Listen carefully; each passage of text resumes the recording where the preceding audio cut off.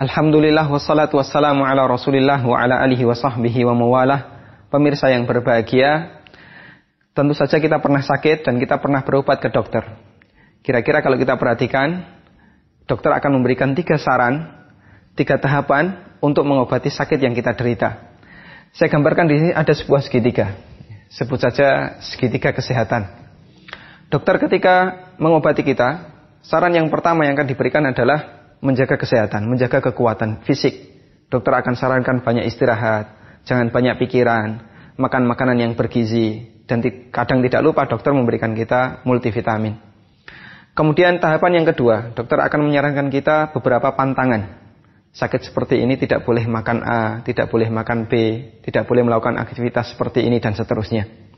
Kemudian tahapan yang ketiga, barulah dokter memberikan obat untuk sakit yang kita derita. Dokter akan memberikan antibiotik atau anti radang atau anti-anti yang lain dalam rangka mengurangi penyakit yang ada dalam diri kita. Baik Imam Ibnu Qayyim dalam kitabnya Ighatsatul Lahafan, beliau menyebutkan sebenarnya 3 hal ini adalah teori yang berlaku untuk mengobati hati. Hati kita yang sedang sakit, kita bisa terapi, kita bisa usaha untuk mengobatinya dengan 3 cara yang tadi diterapkan dalam masalah kesehatan fisik. Kata Ibnu Qayyim, cara yang pertama ketika orang mengalami sakit hati, hatinya sakit, kemudian dia ingin menyembuhkannya, adalah dia harus jaga kekuatan hati. Diistilahkan oleh Ibnu Qayyim dengan hifdzul quwwah. Bagaimana bentuknya menjaga kekuatan hati?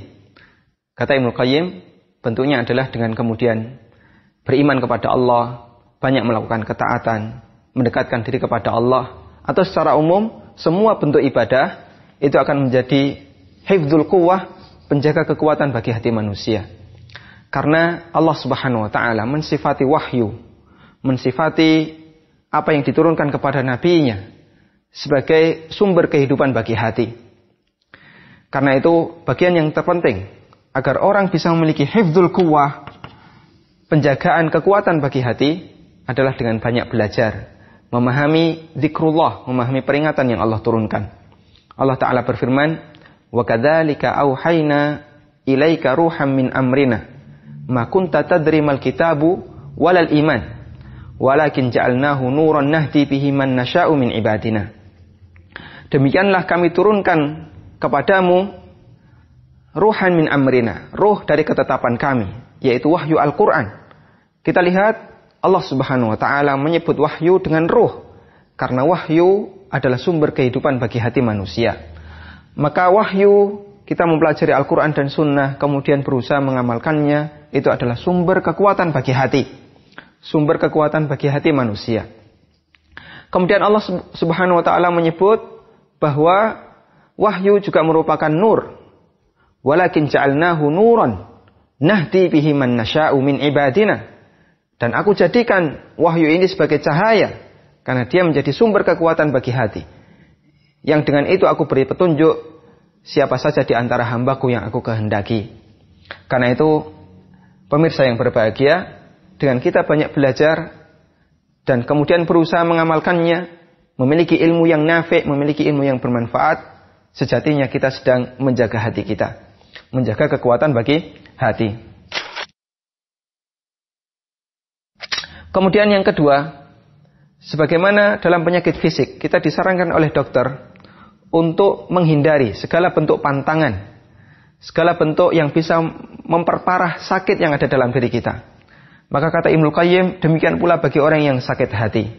Orang yang hatinya sedang sakit, dia harus menghindari pantangan yang bisa menyebabkan penyakit hatinya semakin parah.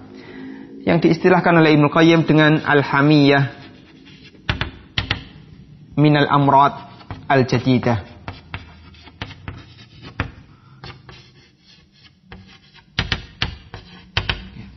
Perlindungan dari sumber penyakit yang baru.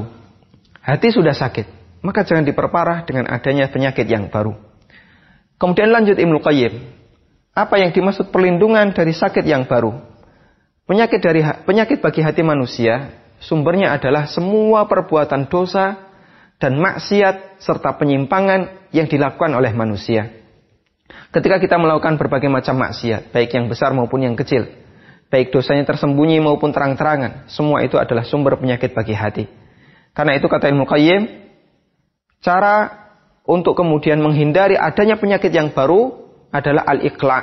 Kita melepaskan diri dari segala bentuk maksiat, dosa, dan jangan melakukan dosa yang lain, jangan melakukan dosa yang baru, karena semacam ini akan memperparah sakit hati dalam diri kita. Disebutkan dalam hadis yang diriwayatkan oleh Tirmidzi, Rasulullah SAW menggambarkan dosa yang dilakukan oleh manusia itu ibarat sebuah titik yang ada dalam hati manusia. Kata beliau, innal abda idza akhta'a khati'atan nukitat fi qalbihi nuktatun sauda.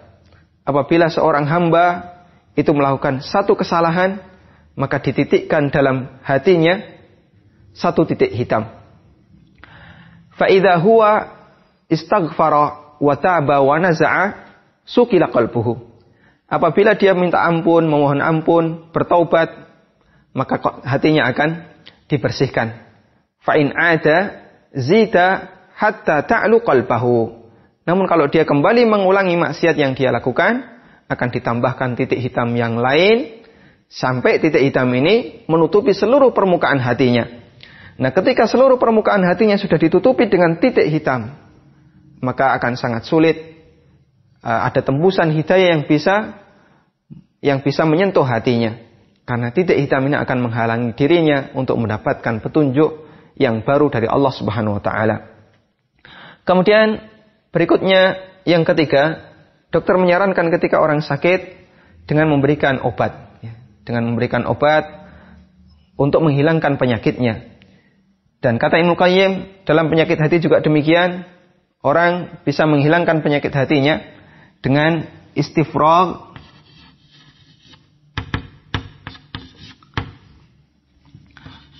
anil mawad al-mu'dhiyah. Anil mawad al-mu'dhi. Membersihkan hati dari semua benda-benda, unsur-unsur yang membuat hati itu sakit.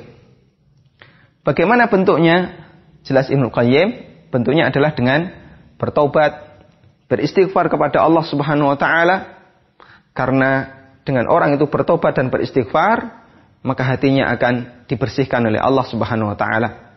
Sebagaimana dinyatakan dalam hadis riwayat Ibnu Majah, Nabi sallallahu alaihi wasallam bersabda, "At-taibu minadz-dzambi kaman la dzamba lahu." Orang yang bertobat dari dosa itu sebagaimana orang yang tidak memiliki dosa. Artinya dosanya dibersihkan. Inilah 3 hal yang disarankan oleh Ibnu Qayyim tentang bagaimana cara yang sangat efektif untuk memiliki hati yang sehat. Ketika orang itu hatinya dalam kondisi sakit disebabkan banyak maksiat, banyak bergaul dengan lingkungan luar yang belum tentu sesuai dengan syariat, Ibnu Qayyim menyebutkan 3 prinsip ini agar kita bisa memiliki hati yang sehat. Semoga apa yang kita sampaikan ini bermanfaat. Wassallallahu ala nabiyyina Muhammadin wa ala alihi wa sahbihi wasallam.